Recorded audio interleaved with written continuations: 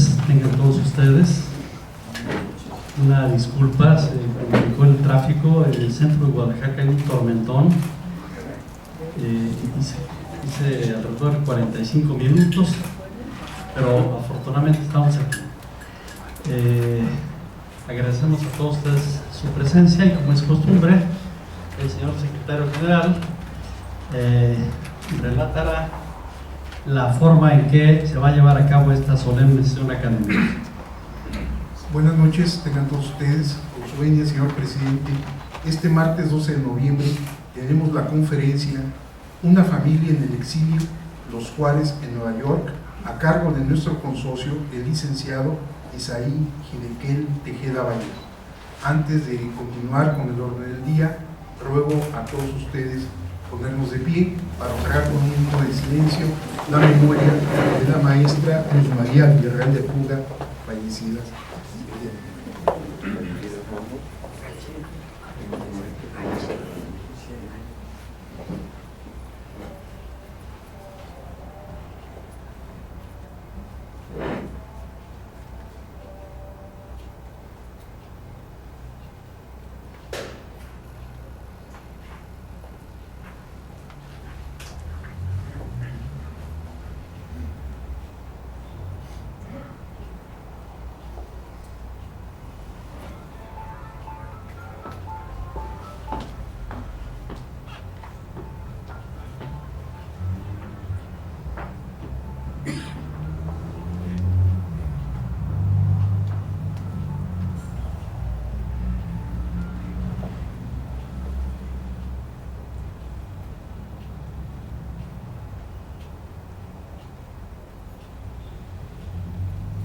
Muchas gracias.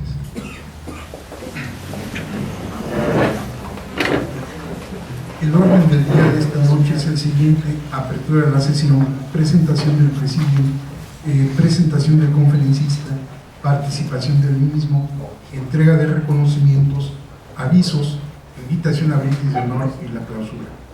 Me permito presentar a esta mesa. Preside el primer vicepresidente de la Junta Directiva de esta institución, el licenciado José Gorgonio Ponce Rodríguez. Nos acompaña el licenciado Isaí Hidekel Tejeda Vallejo, consocio y conferencista. Y el de la voz, Eduardo Velasco Briceño, secretario general. Me voy a permitir dar lectura a una breve reseña bibliográfica de nuestro conferencista. El licenciado Isaí Tejeda Vallejo es originario de la ciudad de Guadalajara, Jalisco. Cursó estudios formativos en escuelas públicas y en el año 2001 concluyó la licenciatura en Ciencias Políticas y Gobierno en la Universidad de Guadalajara, de donde también obtuvo el reconocimiento al mérito facultativo como alumno de alta graduación al obtener en su examen profesional la calificación de 100. Posteriormente se especializó en Política Social y Gobernanza en el Instituto de Desarrollo Social del Banco Interamericano de Desarrollo, con sede en la ciudad de Washington, D.C., en Estados Unidos. Inició su desempeño profesional como asesor de planes y programas de gobiernos en la Secretaría de Promoción Social del Ayuntamiento de Guadalajara. Posteriormente fue asesor de regidor y asesor en planeación en la Dirección de Programas Federales de Desarrollo. Asimismo, ha sido jefe de la Unidad de Análisis y Prospectiva de la Dirección de Bienestar Comunitario.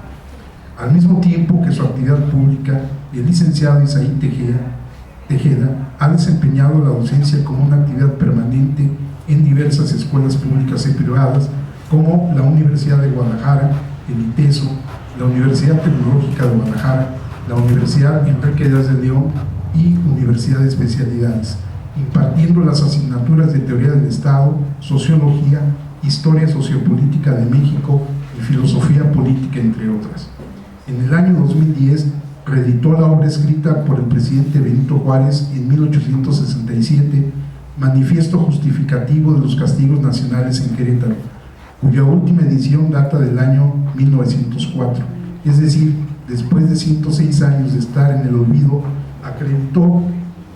reeditó una edición complementada con un estudio introductorio de su autoría titulado El fusilamiento de Maximiliano de Habsburgo. Dicho trabajo de investigación actualmente se encuentra en la Biblioteca Nacional de la UNAM y la Biblioteca Iberoamericana Octavio Paz, así como en prestigiosas universidades extranjeras como la Universidad de Harvard, Yale, Princeton, Berkeley, Austin, Biblioteca Pública de Nueva York y en la Biblioteca del Congreso de los Estados Unidos. Ha recibido numerosas felicitaciones de estas instituciones, además del Centro de Archivos y Bibliotecas de Ottawa, en Canadá, del Instituto de Estudios Iberoamericanos de Berlín, en Alemania, de la Biblioteca del Centro Cultural Julio Mario Santo Domingo, en Bogotá, Colombia, así como de las bibliotecas Virgilio Barco y Luis Ángel Arango, también de Bogotá. En todas estas bibliotecas se encuentra su trabajo, además de la Biblioteca Nacional Masónica José Martí, en La Habana, Cuba. Dicha obra fue incluida dentro de las 10 obras conmemorativas al Bicentenario de la Independencia y Centenario de la Revolución Mexicana y publicadas por el Consejo Editorial de la Cámara de Diputados y presentadas en el mes de diciembre del año 2010. En las pasadas elecciones de 2012 ha sido electo diputado suplente por el Distrito 11 con cabecera en Guadalajara y hoy nos comparte, dentro del marco del 150 aniversario de la Benemérita Sociedad de Geografía y Estadística del Estado de Jalisco, esta conferencia magistral, Una familia en el exilio, Los Juárez, en Nueva York. Dejamos con ustedes al maestro Tejeda Vallejo, a quien recibimos con un aplauso.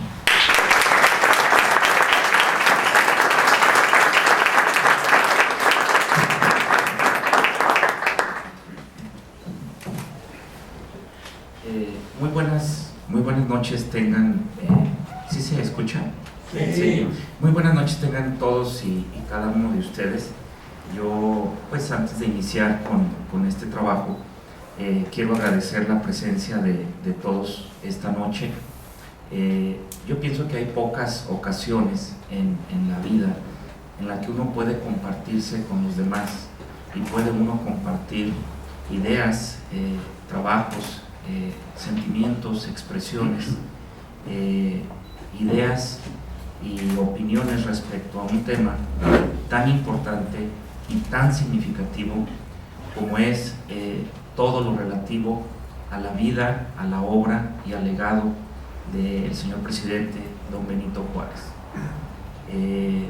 Para mí es muy significativo que estén todos ustedes aquí, es muy significativo y muy grato el poder compartirles este trabajo que ya tiene aproximadamente 1 año y 8 meses desde que lo inicié. Y bueno, en ese sentido les agradezco pues a mi familia, a mis amigos, a colegas, al general Kleber, que me honra y me distingue estar aquí conmigo, a mis compañeros de trabajo y a todos y cada uno de ustedes. De verdad les agradezco y les expreso mi más profundo reconocimiento por acompañarme y por estar esta noche aquí conmigo. Esta conferencia es una conferencia que yo ya he impartido en 4 ocasiones. Es una conferencia larga, dura aproximadamente 1 hora 40 minutos, 1 hora 35 minutos. Para esta ocasión he tratado de resumir el contenido de esta ponencia en consideración, bueno, a que ordinariamente tenemos 1 hora para presentar nuestros trabajos. Sin embargo, y espero concluir en 50 minutos, al final vamos a pasar una serie de fotografías que yo pienso van a complementar y a ilustrar más el contenido de esta ponencia. De tal suerte que, bueno, trataré de iniciar, concluir en aproximadamente 50 minutos y posteriormente al final explicar una proyección fotográfica para complementar la ponencia. Entonces, bueno, pues vamos a iniciar, ¿no? Definitivamente hablar de la vida y obra del presidente Juárez es abordar al personaje más importante, el personaje por excelencia en la vida nacional de nuestro país. Yo pienso y considero, no equivocarme, que el presidente Juárez es un personaje que trasciende al tiempo y que es hoy en día, a más de 200 años de su nacimiento, es un personaje vigente y necesario en la vida política nacional. La vida y obra del presidente Juárez se inscribe en un periodo y en un contexto histórico que ha sido sui generis.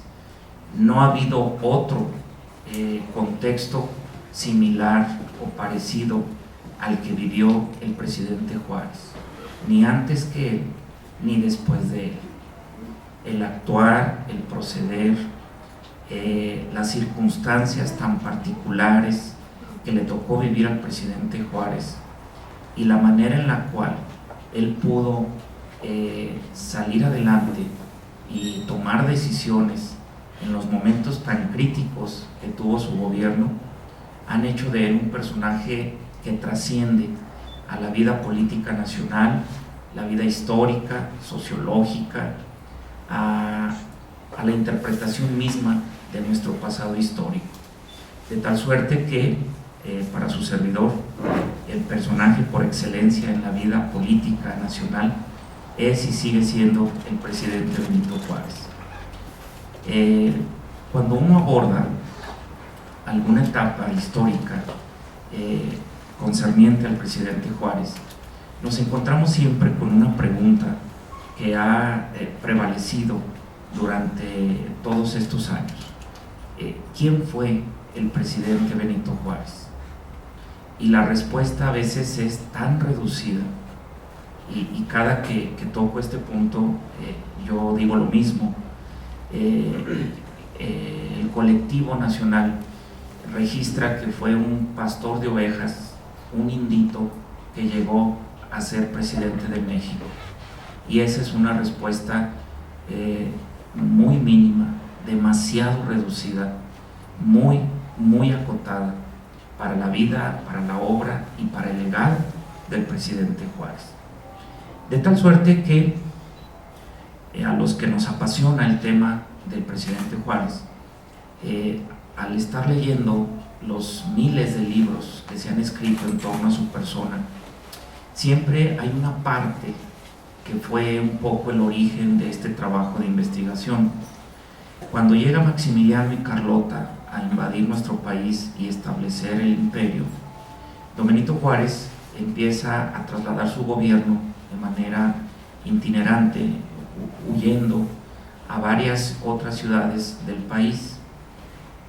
En un momento tal, decide el presidente Juárez mandar a su familia a la ciudad de Nueva York.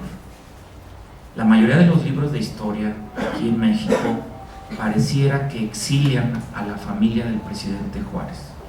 La mayoría de los libros mencionan el hecho, y al llegar a ese punto nos mencionan que la familia emigra a la ciudad de Nueva York, y después no vuelven a mencionar a la familia sino hasta 3 años después.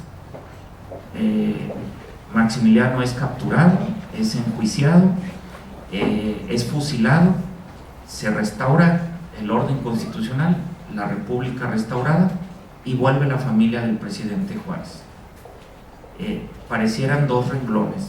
En un renglón se van a Nueva York y en otro renglón volvieron cuando ya todo había pasado. Y no es así. Fue una decisión y fue un exilio que trajo consecuencias que humanamente, históricamente, personalmente fueron muy duras y muy difíciles para los Juárez, su estadía en la ciudad de Nueva York. A veces uno busca y trata de saber más acerca de lo que la familia vivió estando refugiada allá en Nueva York, y a partir de esa pequeña o grande duda e inquietud, empecé a investigar y a tratar de estructurar una historia sobre la vivencia y la estadía de los Juárez en Nueva York. Ese fue el origen de esta investigación. ¿Qué pasó con los Juárez en Nueva York? Se fueron para allá en 1864 y regresaron en el mes de junio de 1867. Fueron casi 3 años de estar en el exilio, y en ese sentido pues me da mucho gusto compartirles a todos ustedes el fruto de esa investigación y de ese trabajo. En el mes de mayo de 1864, Maximiliano y Carlota llegan a México por el puerto de Veracruz. Bajo la protección del imperio de Napoleón III y con el respaldo del Papa Pío IX, es decir, del alto clero católico, todo se disponía para convertir a México en un imperio. En esta empresa estaban involucrados varios intereses.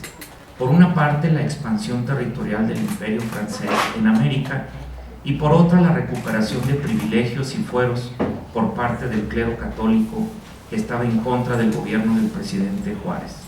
Su descontento con las leyes de reforma y la recién terminada Guerra de los 3 años son muestras inequívocas de este hecho. La llegada a nuestro país del usurpador Maximiliano de Austria, hermano del emperador Francisco José de Austria-Hungría, de la Casa Imperial de los Habsburgo, casado con su esposa, la princesa Carlota de Bélgica, princesa real, hija del rey Leopoldo I de Bélgica, representó para México y su gobierno una prueba difícil ante sí mismos y ante el mundo respecto de la soberanía de nuestra nación. Se creía por aquel entonces que México no era capaz de autogobernarse, y en los más ingenuos, ignorantes o cínicos se albergaba la idea errónea de que éramos una nación en condición de salvajismo, es decir, una nación incivilizada y en plena anarquía.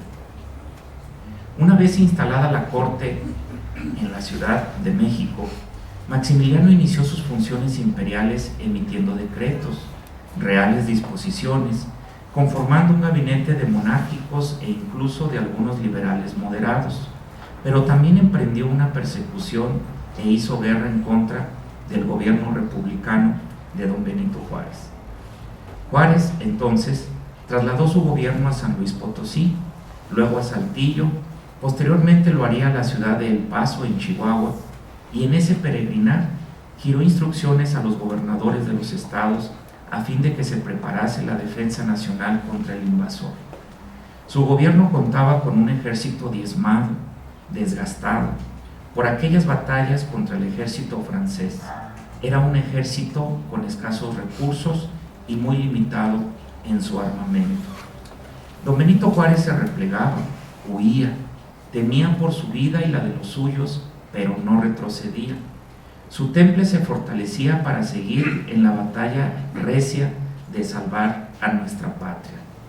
Decide entonces el presidente Juárez trasladar su gobierno a la frontera norte y al mismo tiempo enviar a su familia a la ciudad de Nueva York. Hubo acontecimientos que seguramente fueron serias cavilaciones para Benito Juárez. Desde el 4 de abril de ese trágico año de 1864, el gobierno del presidente de los Estados Unidos, Abraham Lincoln, por medio de su Congreso, había declarado no reconocer a un gobierno monárquico invasor de la soberanía de un país americano. Asimismo, en el mes de junio se celebró en la ciudad de Baltimore la convención del Partido Republicano que nominó al presidente Lincoln en busca de un segundo periodo en la presidencia. Todo ello y el peligro permanente para salvar la propia vida y la de su familia y seguir con la defensa del país obligaban a tomar decisiones. La mayoría de los libros de historia de México en esta parte pareciera que exilian de la historia a la familia de los Juárez, pues al llegar a esta parte tan solo se menciona que partieron a Nueva York y 3 años más tarde retornaron una vez salvada la República. A distancia de 149 años de esta decisión, hoy podemos analizar todo el contexto de la época. Sabemos cuál fue el desenlace, cómo se fue venciendo al enemigo hasta finalmente restaurar la República y refundar así al Estado mexicano, lograr el reconocimiento de las naciones e inaugurar una nueva etapa soberana de nuestro país. Pero en aquel momento, en 1864, ¿cómo se encontraban los Estados Unidos? ¿Por qué tomar la decisión de enviar a su familia a la ciudad de Nueva York? ¿Por qué tan lejos? ¿Por qué no a otra ciudad, incluso a otro país como Panamá o Cuba, que eran dos países que ya había conocido el presidente Juárez? O bien, ¿por qué no enviarlos a una ciudad más cercana como Luisiana, que también ya era del conocimiento del presidente? ¿Cuánto tiempo duraría la separación de los suyos? ¿Cuánto tiempo duraría el imperio? Y si acaso se volverían a ver. Preguntas que ahora podemos hacernos e incluso contestarnos, pero en ese momento todo, exactamente todo, era un cúmulo de suposiciones y de riesgos. ¿Quién podía asegurar el éxito de esta decisión? Jamás pudo haber respuestas certeras para tantas preguntas. Y sin embargo, el presidente Juárez, entero, estoico y con una inquebrantable convicción por México, en medio de una guerra y teniendo que pensar en mil cosas, con la traición de muchos y los intereses de otros, jamás dudó. Los Estados Unidos se encontraban en guerra, libraban desde 1861 una cruel guerra civil. Los estados del norte peleaban contra los estados del sur. El estallido ocurrió tan solo un mes y 8 días después de que el presidente Lincoln protestara como presidente. Fue un conflicto que se extendería a lo largo de todo su mandato. En medio de este conflicto, el gobierno de don Benito Juárez seguía de cerca los acontecimientos del país vecino. Se mantuvieron en todo tiempo las relaciones diplomáticas. Había cierta afabilidad recíproca de parte de ambos mandatarios, aunque cada quien, y lamentablemente al mismo tiempo, tenía que enfrentar sus graves problemas. Para 1864, la guerra civil de los Estados Unidos aún no finalizaba, y a pesar de que el mandato de Abraham Lincoln sí estaba llegando a su fin, este fue nuevamente postulado por los republicanos para contender por un segundo mandato. Eso y el no reconocimiento de su gobierno al imperio de Maximiliano fueron quizás dos circunstancias muy particulares y de mucho peso que abonaron en el ánimo del presidente Juárez para decidir enviar a su familia a la ciudad de Nueva York. Nueva York, por su parte, desde el siglo XVIII se había desarrollado como una ciudad comercial y cosmopolita. Era la entrada a América de todos los migrantes europeos que emigraban a América en busca de bienestar y progreso. Algunos aprendían inglés, se enrolaban en algún trabajo y se trasladaban a algún otro estado. Otros, entre tanto, se quedaban en Nueva York para hacer vida y, en el caso que nos ocupa, para buscar un refugio seguro. Benito Juárez decide entonces enviar a su familia a los Estados Unidos. En principio hay que decir que la familia del presidente Juárez era muy numerosa, integrada por 12 personas: su esposa, la señora Margarita, su hija Manuela, la mayor, que ya estaba casada, su esposo Pedro Santacilia, así como la hija de ambos, la pequeña María, que recién había nacido. Sus hijas Margarita, Felicitas, Soledad, Josefa y María de Jesús, que eran gemelas, así como sus hijos varones Benito, el mayor, José María y Antonio. Les acompañaban además Juana de Arco, María Rivas, el señor Febronio Arce y una señora de nombre Luz, que su servidor no pudo encontrar su segundo apellido, su primer apellido. Todos ellos como personal de servicio, así como los señores Rafael Sayas y José Romero, quienes también habrían de estar al auxilio de la familia Juárez en su exilio. Salen de México, de la ciudad de Cadereyta, en Nuevo León, el 12 de agosto de 1864.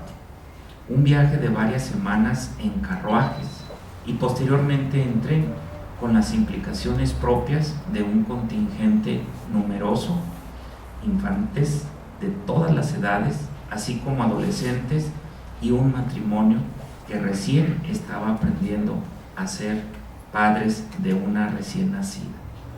Muchas mujeres en la familia Juárez. adolescentes y pequeños varoncitos, todos juntos 16 personas y un largo trayecto que no escapó a las calamidades. Debemos considerar que la guerra civil estadounidense enfrentaba a los estados del sur con los estados del norte, razón por la que no podía existir confianza de parte de don Benito Juárez de enviar a la familia a alguna ciudad del sur. Eso representaba el bando enemigo del presidente Lincoln. El reto, además, era precisamente cruzar el territorio enemigo del sur y llegar hasta el norte. En esta travesía era común las bandas de asaltantes, el robo y el solo hecho de identificarse con algún bando, el norte o el sur, generaba riesgos. Además, el solo hecho de salir de México para entrar a un país desconocido, donde se hablaba un idioma distinto y donde habría personas diferentes, de tez blanca, pelo rubio, alta estatura, etc., imponía una sensación distinta, pero además esa era una condición de la familia Juárez.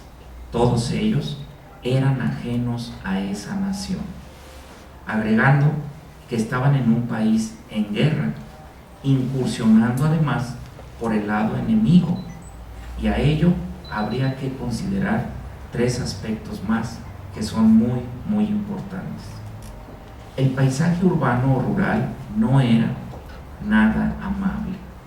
Campos de batalla donde las huellas del enfrentamiento eran evidentes, casas en ruinas, quemadas, edificios dañados, cadáveres, desolación y un olor y un paisaje de muerte.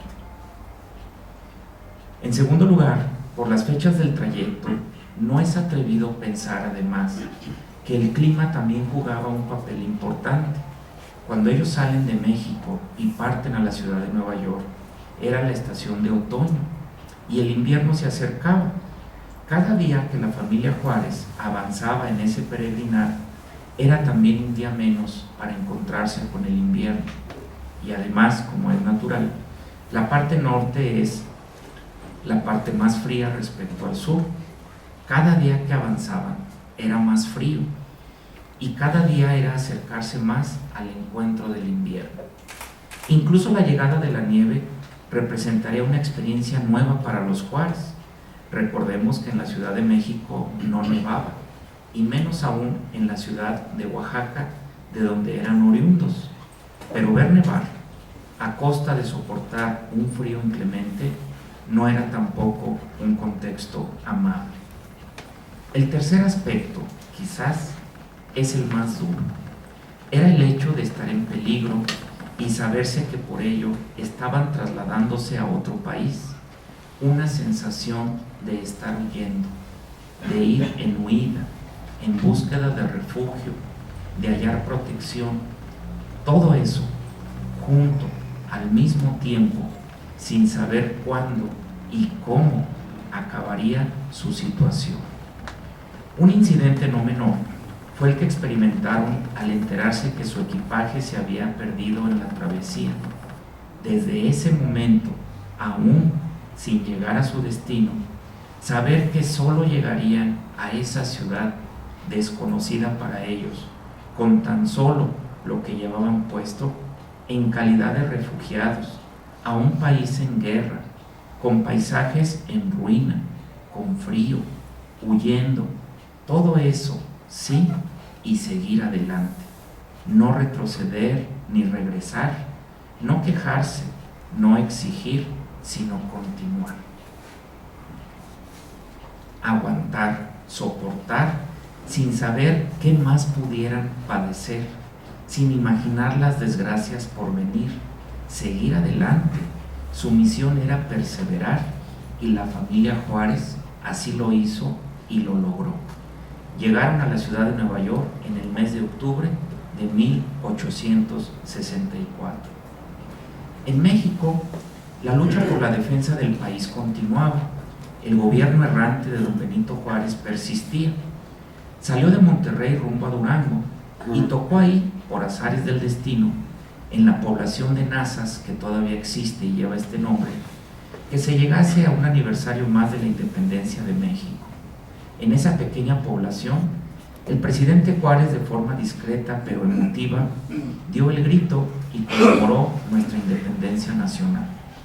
Durante algunos días permaneció en ese lugar, hospedado en la casa del coronel republicano Silvano Flores, para tomarse un tiempo y escribir una carta a su esposa Margarita, en la cual, entre otras cosas, le externaba: solo me atormenta tu separación y la de nuestros hijos, y más que todo, el no saber de la suerte de ustedes.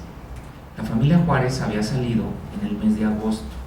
Estamos hablando de una carta fechada el 16 o 17 de septiembre. Había pasado un mes en el cual el presidente no sabía absolutamente nada de su familia. Este era el sentir de un ser humano desesperado y angustiado por no saber de su familia desde el 12 de agosto. Habían transcurrido 2 meses y días en los que el presidente Juárez no sabía nada del paradero de su familia.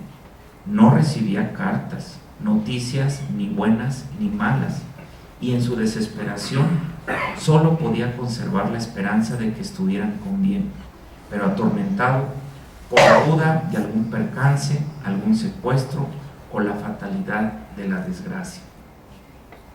Juárez, sin embargo, escribía una y otra vez a su familia. Así lo hizo el 23 y el 30 de agosto, el 13 y el 22 de septiembre, el 3 y el 15 de octubre, pero de ninguna de sus 6 cartas recibió respuesta.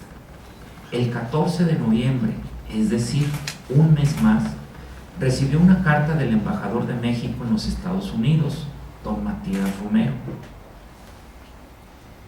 en la que, entre otras cosas, le informaba que su hijo José, Pepito, estaba gravemente enfermo. Fueron 3 meses de espera para saber que por fin su familia había llegado a Nueva York, pero que sin embargo el dolor le seguía acompañando con la gravedad del pequeño de los Juárez. Fue hasta el día 22 de diciembre, es decir, un mes más de espera, en que reciben las cartas escritas por su yerno Pedro Santacilia.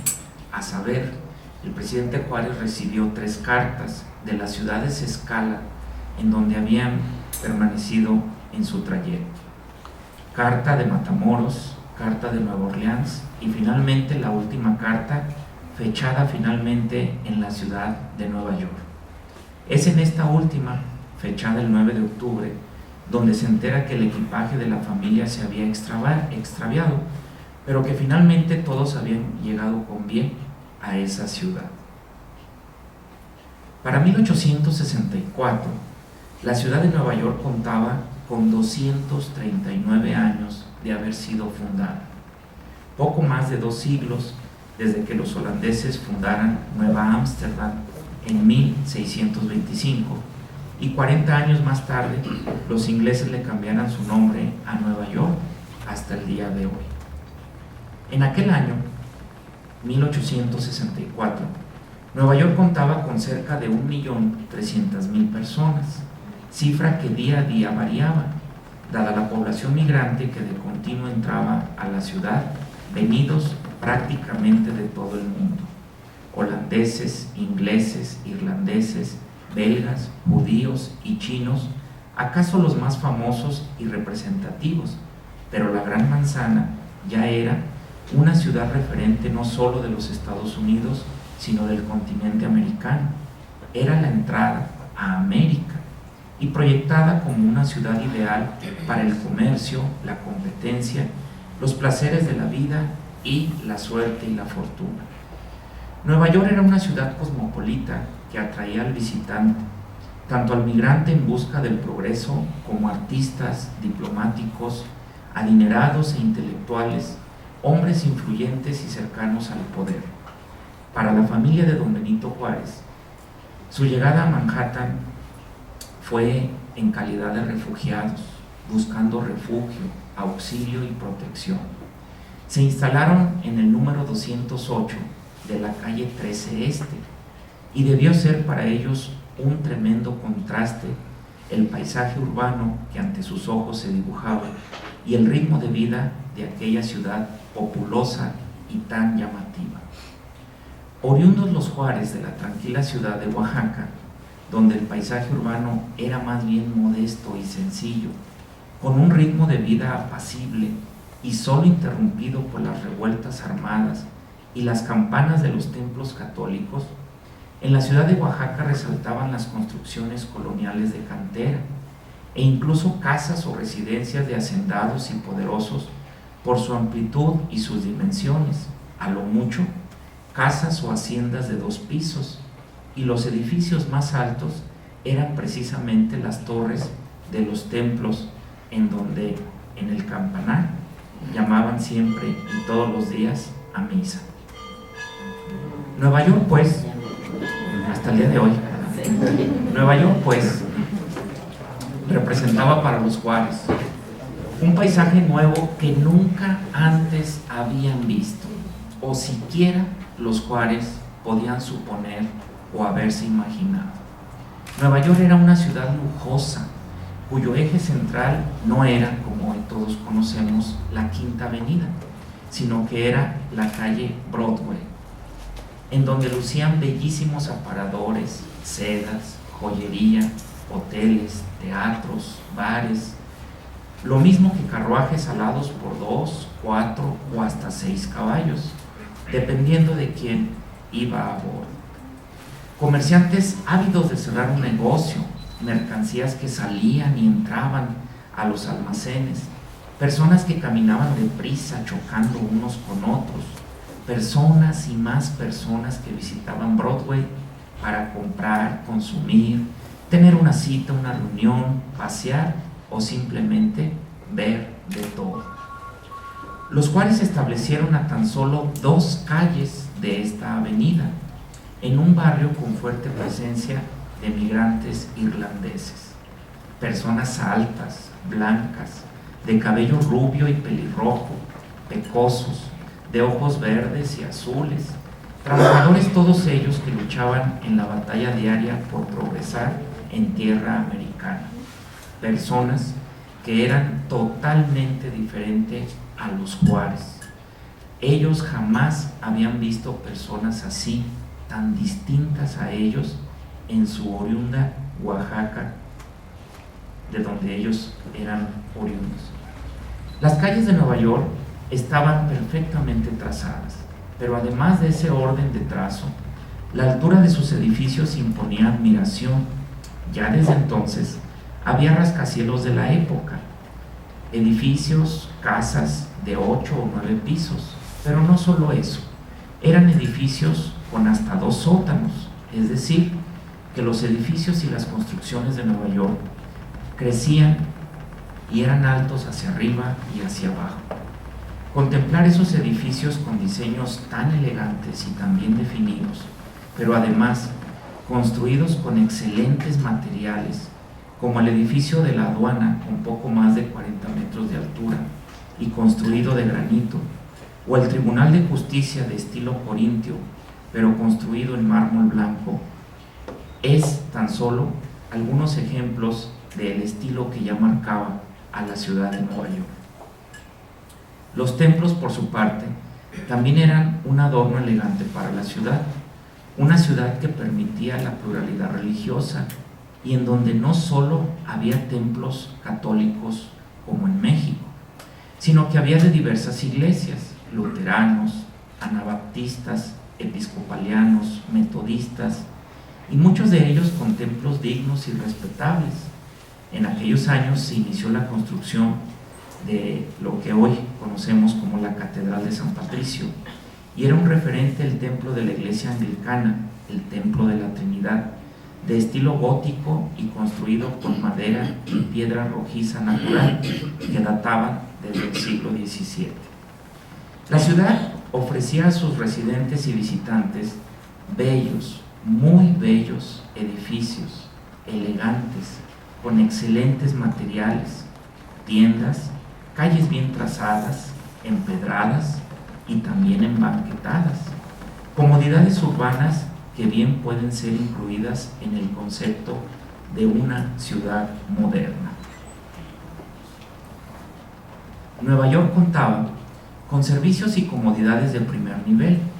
Las casas guardaban una inmejorable uniformidad en sus fachadas, en donde ya destacaban, como hoy conocemos, las escalinatas para entrar a ellas con barandales de fierro a ambos costados.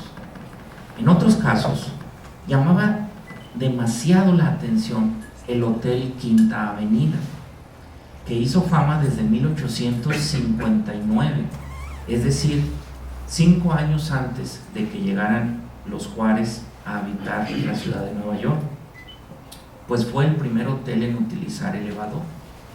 Otros más utilizaban estufas que calentaban el aire para dar comodidad a sus huéspedes. Eran los inicios de la calefacción.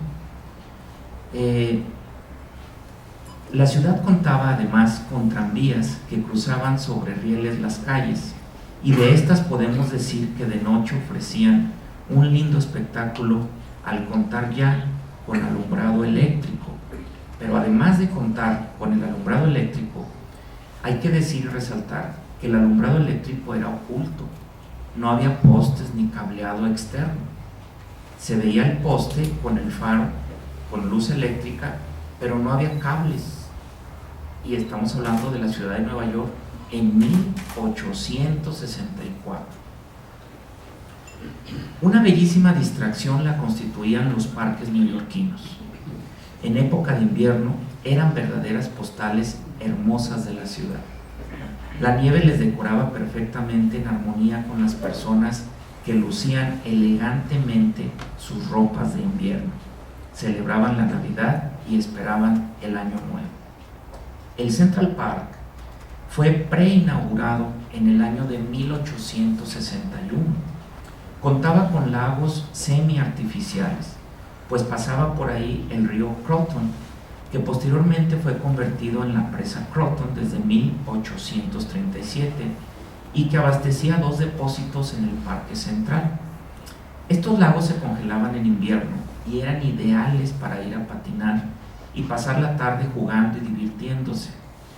Eran un ambiente de risas, juegos, coqueteos y si acaso algunas libertades. No pasó desapercibido para los Juárez los trabajos que aún se realizaban para la conclusión del Parque Central, y en medio de los juegos de invierno, el hecho de que las personas comían una cosa rara, un pedazo de carne redondo en medio de 2 panes. Los Juárez estaban presenciando el inicio, o tal vez, aventurándome a decirlo, el origen de lo que hoy conocemos como los hot dogs. Por aquel entonces, los hot dogs estaban de moda en Nueva York. En medio de este escenario, radicaba allí una familia de patriotas mexicanos. Ellos estaban en el exilio. ¿Quiénes eran? Eran los Juárez que estaban en Nueva York. Esa Navidad, la Navidad de 1864, fue una Navidad triste, una Navidad inmisericordia con la familia Juárez. El día 8 de diciembre de ese triste año, moría víctima de los fuertes fríos y de una pulmonía fulminante el pequeño José, Pepito, de tan solo 8 años de edad. Durante la estadía de los Juárez en Nueva York, la educación fue un aspecto importante que don Benito encargó a su yerno, Pedro Santacilia, esposo de su hija mayor, Manuela. En una carta fechada el 12 de enero del siguiente año, de 1865, le pedía que la educación de sus hijos, Benito y José, no recayera en manos de algún jesuita ni de ningún sectario de alguna otra religión. Le decía en la carta lo siguiente: que aprendan a filosofar, esto es, que aprendan a investigar el porqué o la razón de las cosas, para que en su tránsito por este mundo tengan por guía la verdad. Don Benito Juárez aún mencionaba en esta carta a su hijo ya fallecido, pues se enteró de esta triste noticia hasta el día 22 de febrero de 1865 por una carta no enviada por nadie de su familia, sino del embajador de México en los Estados Unidos, don Matías Romero. Aquí podemos hacer nosotros una reflexión obligada. En diciembre, el día 8, fallece Pepito, de 8 años de edad, uno de los hijos varoncitos del presidente Benito Juárez, pero nadie se lo dice a don Benito Juárez. Nadie quería darle esa noticia, esa triste noticia al presidente de México. Nadie le dice, nadie se lo comenta. En todo diciembre, en todo enero, y es hasta febrero que don Benito Juárez se entera, y por carta del embajador, no por carta de alguien de su familia. Este pequeño comentario nos debe de hacer reflexionar sobre la calidad y la altura moral de la familia Juárez. Cómo los Juárez, con todo el contexto que ya mencionamos, llegan a su destino, sufren la pérdida de uno de los niños, pierden su equipaje en un escenario completamente distinto para ellos, y aún así no se atreve nadie, por deber y por convicción, a darle esa noticia al señor presidente de la República. Días después, en marzo, la familia le informa que han recuperado su equipaje perdido. Los Juárez llegan en octubre y recuperan su equipaje hasta el mes de marzo. Esta noticia llenó de gusto a todos y facilitó más su estadía en el extranjero. En abril, don Benito expresó su alegría al ser enterado de los avances de sus hijas en el idioma inglés, y que su hija mayor, Manuela, ya fuera de compras al mercado y a tiendas sin necesidad de utilizar intérprete. Para agosto de 1865, una nueva pena dolorosa visita a la familia Juárez, pues muere el más pequeño de la familia, su hijo menor, Antonio, de tan solo 2 años de edad. Una terrible circunstancia que enfermó a doña Margarita. La tristeza y la depresión la invadieron, y en medio de su luto y pesar, el único consuelo era la correspondencia de su amado esposo. Su terrible estado de depresión se pueden leer en su carta al presidente, fechada el 8 de diciembre, en la que le dice: los recuerdos me matan, llevo 1 año de llorar a todas horas y sin tener consuelo, y quién sabe todo lo que me falta. ¿Cómo medir la pérdida de un hijo? ¿En qué se mide el dolor de una madre? ¿Cómo sería el dolor de doña Margarita al perder en tan corto tiempo a 2 de sus más tiernos hijos, los más pequeños, de 8 y de 2 años de edad, los más inocentes que en su infante entender poco comprendían de un tal Maximiliano y una tal Carlota que habían llegado a su país, los pequeños que sin culpa ni conciencia perdieron la vida en la ciudad de Nueva York? Qué momentos tan duros para la familia Juárez. Al llegar el año de 1866, Benito Juárez recibe 4 cartas de sus 4 hijas: Manuela, la mayor y madre de su primera nieta; Soledad, María de Jesús y Felicitas. Cuánta alegría debió representar para don Benito enterarse de esos pequeños grandes detalles que hacen sentir dicha y gozo a un padre. Saber que su hijo mayor, Benito, ya socializaba con amiguitos de su edad, y que incluso le pedía que le mandara postales de México, pues sus amigos neoyorquinos tenían sus colecciones y se mostraban interesados en conocer acerca de México. Qué alegría inundó al presidente Juárez saber que su nietecita, María, le mandaba 1.000.000 de besos, y que al ver su fotografía y querer llamarlo por su nombre, solo podía balbucear en sus torpes palabras: Vivi, Vivi. Graciosa era su figura todas las noches, pues al compás de las melodías que su tía Felicitas tocaba el piano, esa graciosa criaturita se movía alegrando a toda la familia. Felicitas había avanzado en sus clases de piano y en su carta le comenta a su padre, al presidente Juárez: tenemos una maestra de piano muy buena y me ha puesto algunas piezas muy difíciles que estudio todos los días para saberlas tocar muy bien y tocárselas a usted luego que Dios quiera nos volvamos a ver. Esa era la esperanza que yo pienso también alimentaba la esperanza de don Benito Juárez. Su familia en todo tiempo seguía conservando la esperanza y la convicción de volver a encontrarse con el presidente Juárez. En el mes de marzo, doña Margarita acepta la invitación de Nicolás Romero para pasar unos días en la capital, en Washington, acompañada de su hija Margarita. En esa ciudad tienen oportunidad de conocer, entre otros sitios, el Capitolio, que aún no se había terminado de construir, hacer visitas y ser amenamente atendida durante su estadía. Sin embargo, escribe a su esposo compartiéndole aún la tristeza por la pérdida de sus dos pequeños, pero al mismo tiempo sintiéndose distraída en aquella bella ciudad. También le comenta que se siente molesta por no saber hablar inglés, pero ello se justifica, pues la acompañaba su hija Margarita, y cita: ella ya habla regular y entiende muy bien. Con el asesinato del presidente Abraham Lincoln, un año antes, en abril de 1865, la presidencia de los Estados Unidos había recaído en su vicepresidente Andrew Johnson. Sabido de la estadía de la familia Juárez y sus condiciones en ese país, le ofrece a doña Margarita una recepción en la capital de los Estados Unidos el 26 de marzo de 1866.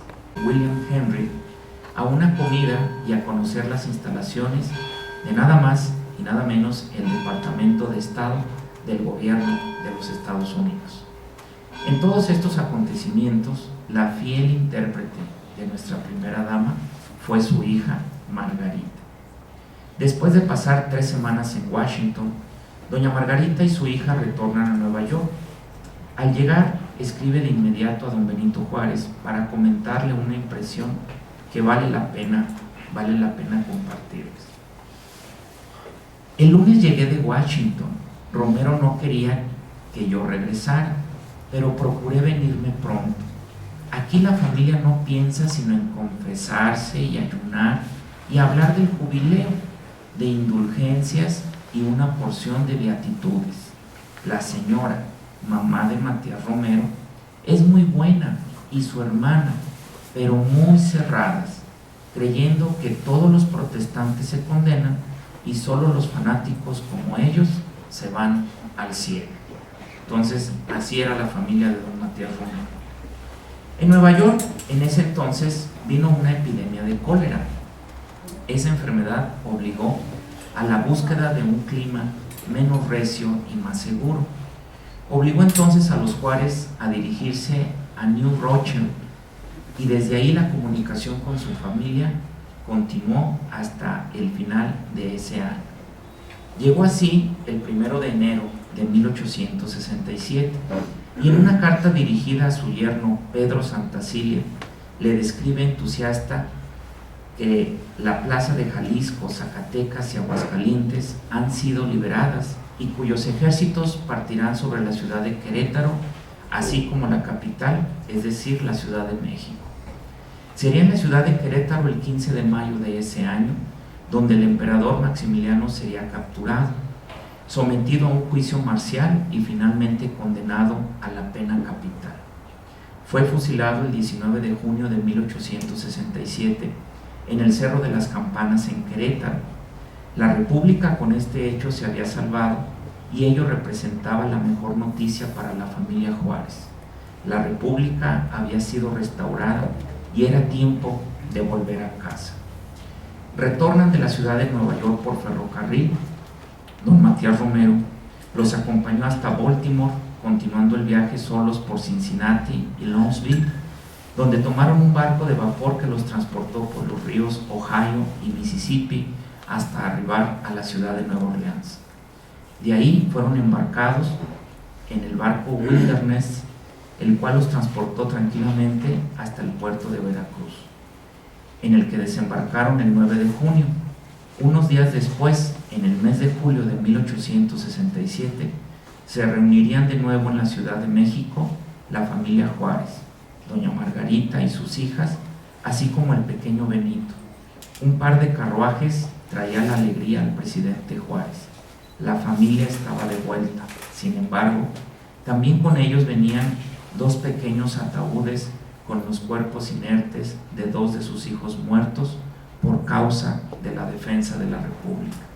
Los Juárez, juntos otra vez en México, un México libre, soberano, que demostró al mundo la vigencia de su Estado de Derecho, su soberanía nacional, el pundonor de un pueblo ante sus enemigos y el mundo entero. Sobre todo, los Juárez se sabían una familia unida, que venció todas las adversidades, todos los obstáculos. Una familia excepcional había regresado a su patria para inaugurar así un nuevo periodo en la vida de la nación mexicana. Muchas gracias.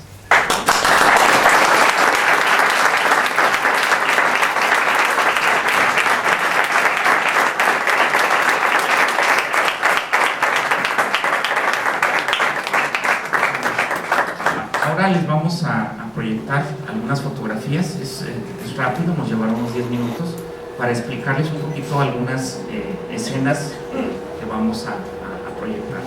Entonces, si nos pueden bajar la pantalla.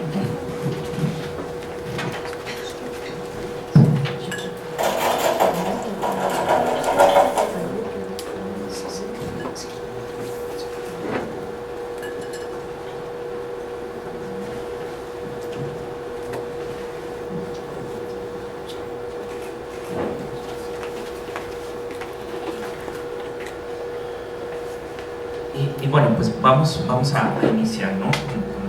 con la siguiente.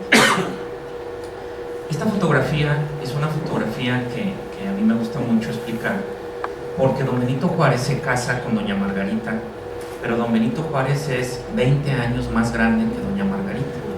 Aquí en esta fotografía ella tenía 17 años y ella era un juez, abogado, de 37 años de edad.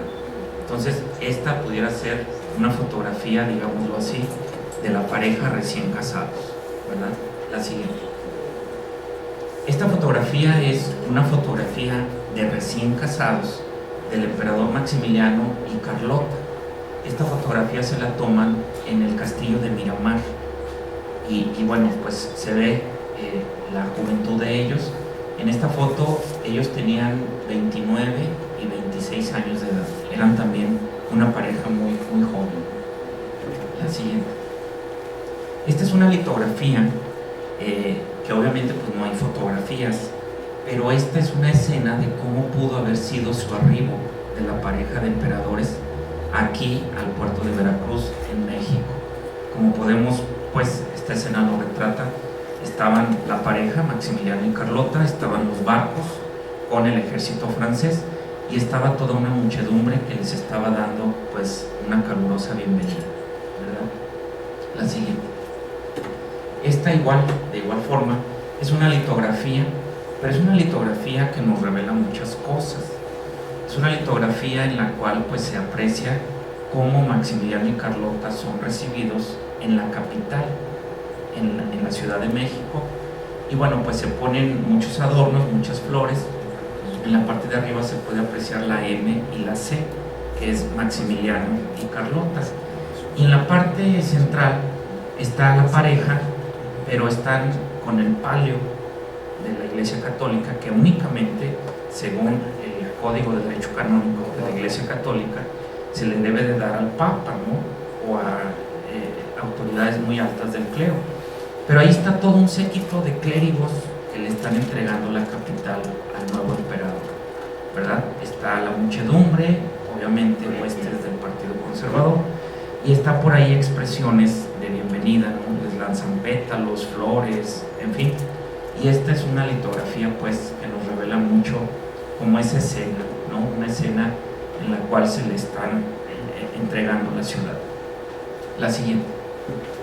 Este es el carruaje de don Benito Juárez. Esta es una fotografía que su servidor quiso incluir y traerles. El carruaje existe todavía, está en el castillo de Chapultepec, y en este carruaje fue donde don Benito Juárez estuvo peregrinando, salvando su vida, huyendo a lo largo y ancho de toda la República Mexicana, ¿verdad? Véanlo bien, es un carruaje sencillo, sobrio, negro, humilde, en el cual el presidente de la República se traslada, ¿verdad? La siguiente. Y este es el carruaje de Maximiliano. Entonces digo, creo que salta a la vista pues las diferencias totales, ¿no? Entre un carruaje y otro.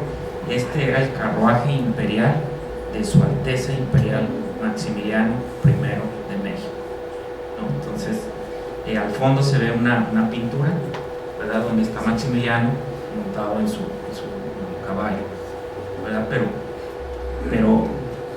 es un contraste pues muy marcado, ¿no? La siguiente. Este era el panorama de bienvenida que les daba Estados Unidos a los Juárez. Ellos obviamente iban en unos 3 o 4 carruajes, y al ir entrando a tierra desconocida, pues esta era como el panorama, ¿verdad? El paisaje de recepción que tuvieron y que dieron los Juárez al ingresar a los Estados Unidos. La siguiente.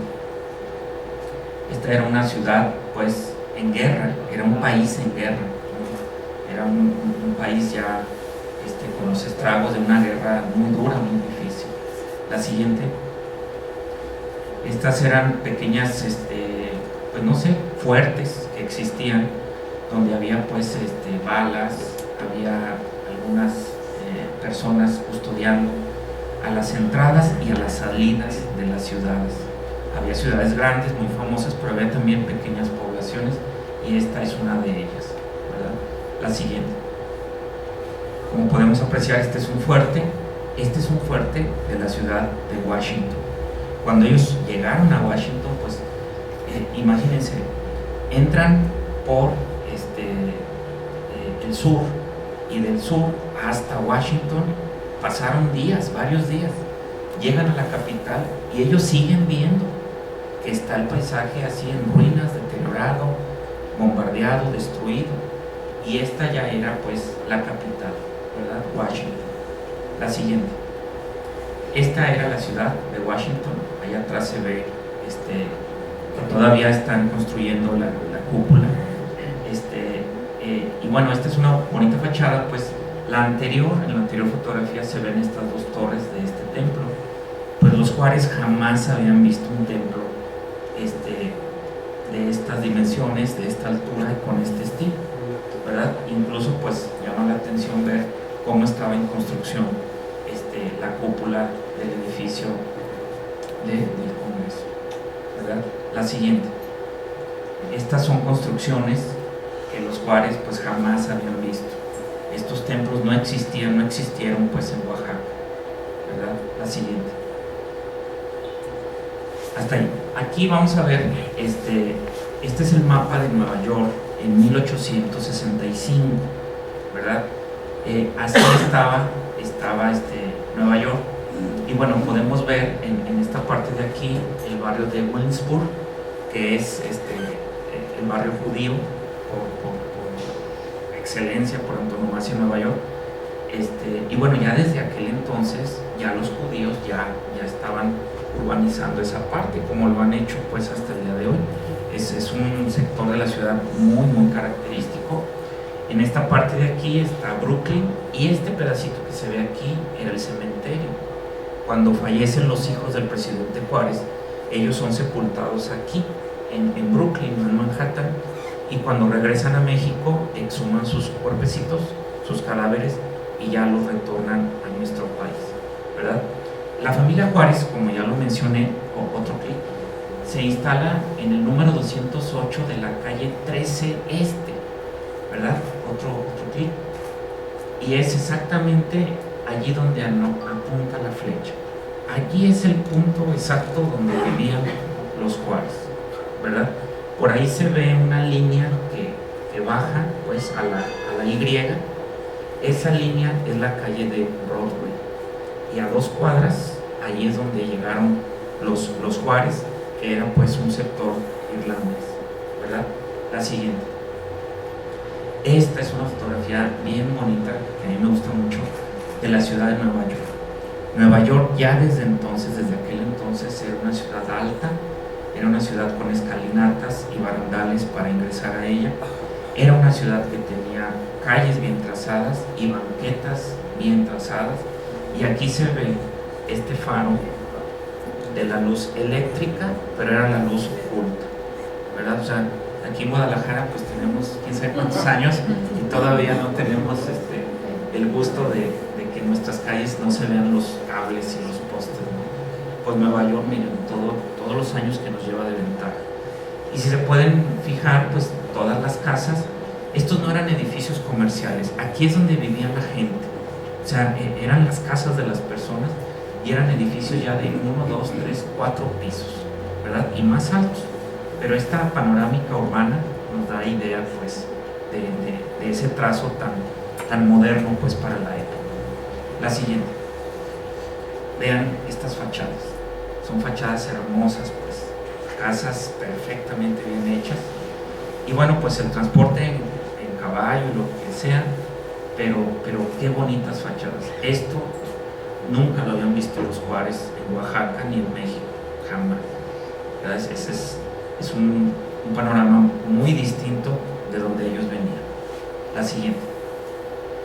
Esta es la calle de Broadway, que era una calle de mucho comercio, de demasiada actividad, ¿no? Había gente en el bullicio de la ciudad que compraba, vendía, comerciaba, en fin, se trasladaba en el medio de aquel entonces.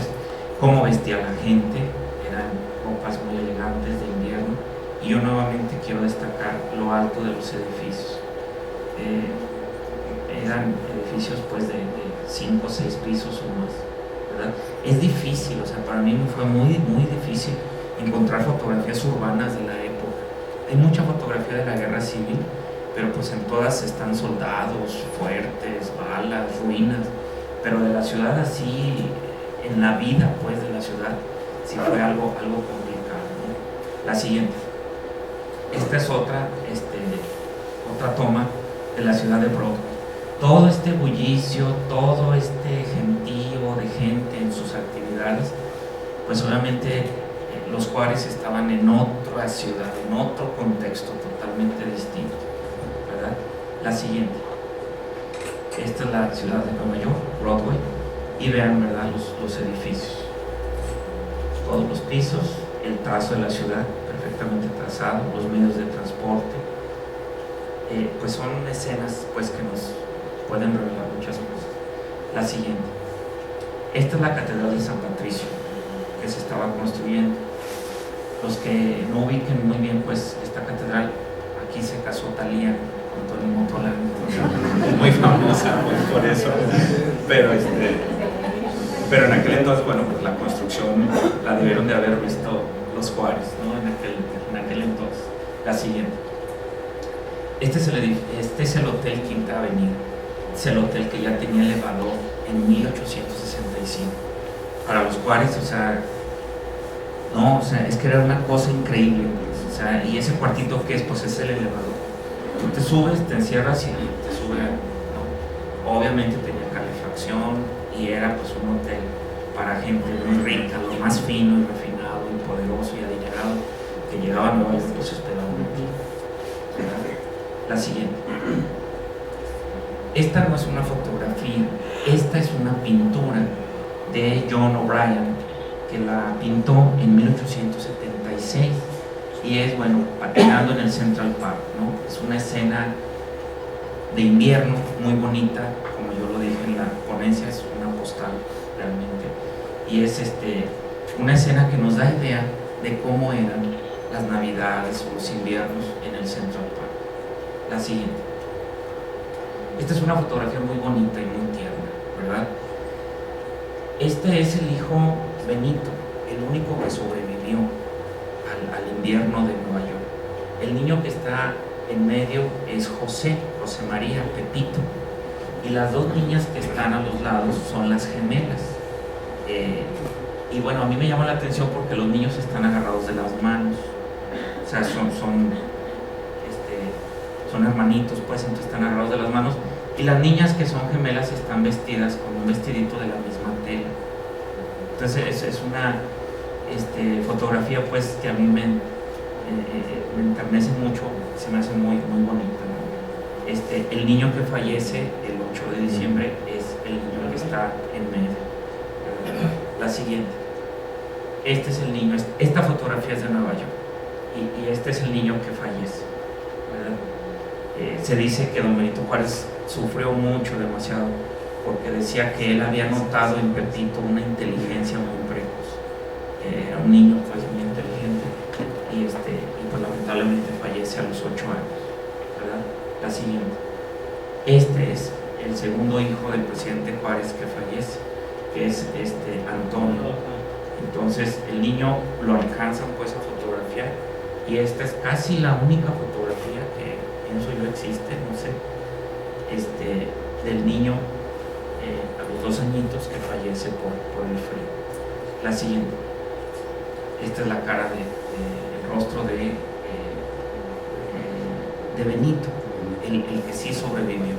Benito era el primogénito de los varoncitos y se llamaba como su papá, pues Benito Juárez más, ¿verdad? Este niño sobrevivió, se educó en los Estados Unidos y después perteneció al Servicio Exterior Mexicano. No tuvo una vida exitosa, más bien tuvo una vida de consideraciones por ser hijo de quien era. Y bueno, no tuvo mucho éxito como diplomático. Estuvo de embajador en Alemania, en Italia, curiosamente en Francia. Se casó con una francesa y se vino a vivir acá a México. La siguiente. Estas son las hijas de doña Margarita. Esta de aquí es doña Margarita. La persona que está allá es Manuela, la mayor, la que le había dado su primera nieta.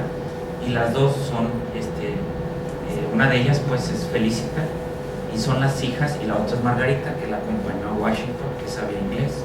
La otra es la que tocaba el piano, que aprendió a tocar piano. Y Manuela, la mayor, la madre de María, la niña chiquita, nieta de doña Margarita, ¿verdad? La siguiente. Esta es una foto muy reveladora, pues es el vestido que llevó doña Margarita a la recepción que le ofrece el presidente de los Estados Unidos.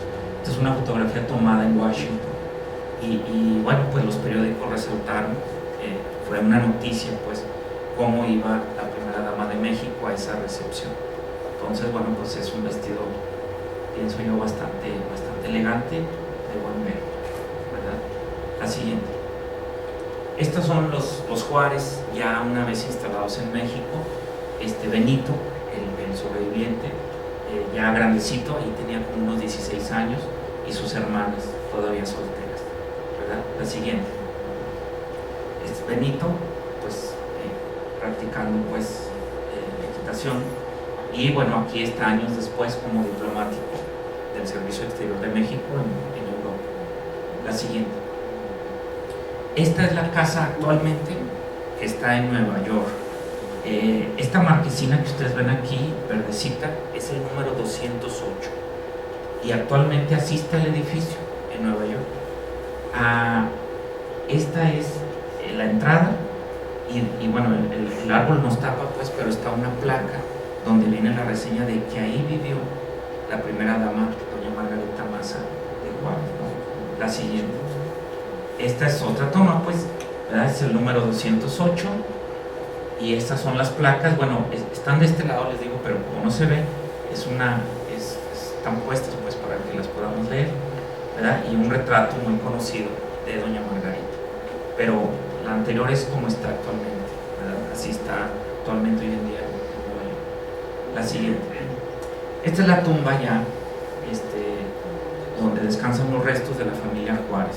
Este es el Panteón de San Fernando, en la colonia Guerrero, en el Distrito Federal. Es un mausoleo de la familia Juárez. Aquí están todos los hijos, el presidente Juárez, doña Margarita, es una cripta familiar y así está el mausoleo de la familia Juárez.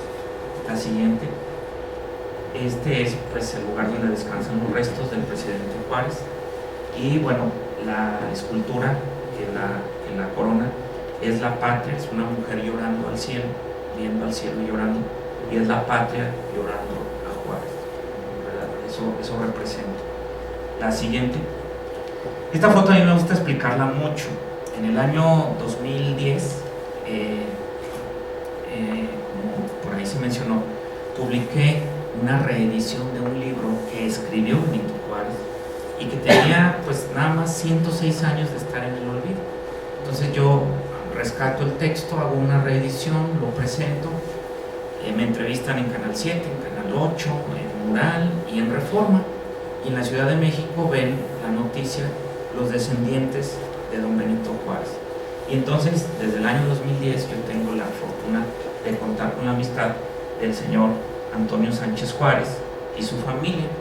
Antonio Sánchez Juárez es el nieto, bisnieto, tataranieto, es tataranieto de don Benito Juárez. Son tres tataranietos de don Benito Juárez, y ellos dos son sus niños. Esta foto es como del año 2009, más o menos. Actualmente ya es una señorita, tendrá esta chica unos 22 años, el niño es un adolescente. Esta es la familia, pues. El señor me cuenta, el señor Antonio Sánchez Juárez, que hay más, que él tiene pues más familia, hermanos, hermanas, pero yo personalmente con quien tengo una muy bonita amistad, pues es con él y con su familia, ¿verdad? Y la siguiente, y ya se acabó, ¿verdad? Pues muchas gracias.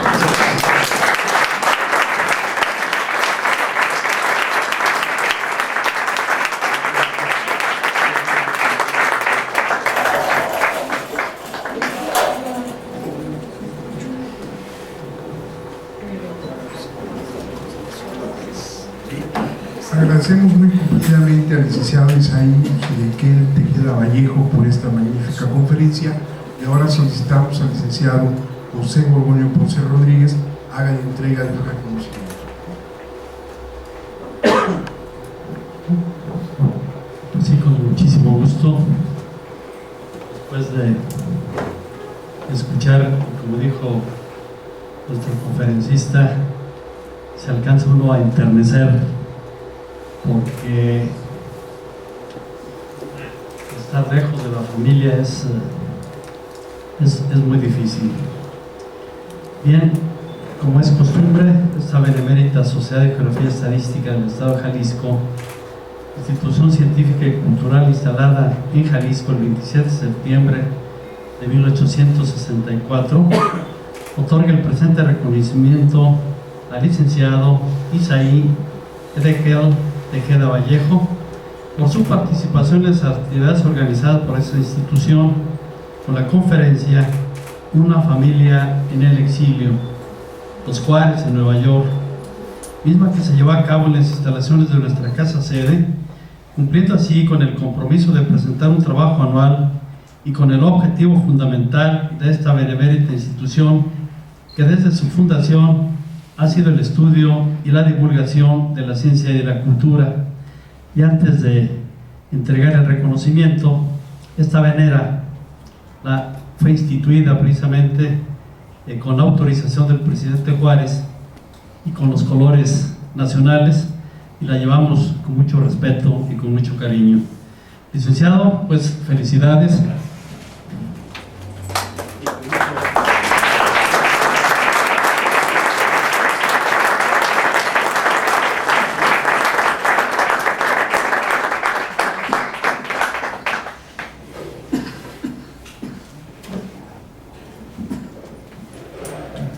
Me voy a permitir comunicar a ustedes el siguiente aviso.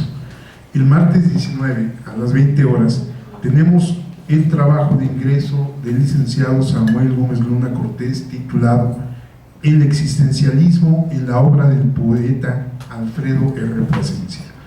Antes de concluir, esta casa invita a todos ustedes a un brindis en honor de la familia Juárez y de nuestro conferencista y por supuesto de los presentes. Cedo el uso de la voz al licenciado José Gorgonio Ponce Rodríguez, para que haga la clausura de esta solemne sesión académica. Gracias, señor secretario. Siendo las 9 de la noche, con 30 minutos, damos por clausurada esta solemne sesión académica. No sin agradecer a todos ustedes su presencia. Muy buenas noches y muchas gracias.